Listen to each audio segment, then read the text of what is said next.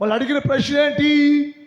ఉపవాసం ఉన్నావయ్యో, ఉపవాసం ఉండి ప్రార్థన చేస్తుంటే నీవు మా మొర్ర ఎందుకు వింటలేదయ్యో, మా తట్టు ఎందుకు చూడలేదయ్యో అంటే యేసయ్య చెప్పాడు, ఎవడైనా పాపం చేస్తే పాపం మానుకోకుండా పాపములోనే ఉండి ప్రార్థన చేస్తే వారి ప్రార్థన వినలేను నేను. ఎవడైనా దుష్ట స్వభావం కలిగి దుస్తులతో సహవాసం కలిగి ఉండి దుస్తులతో సాంగత్యం చేస్తూ ఉండి ఉపవాసం ఉండి ప్రార్థన చేస్తే వినలేను నేను. అంతేకాదు హృదయంలో పాపము లక్ష్యం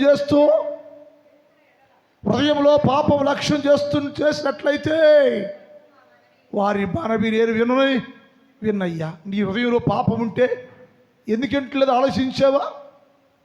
ఎప్పుడైనా ప్రార్థన కాకులు, గద్దలు, కోళ్ళు, కుక్కలు కూడా చేస్తాయి.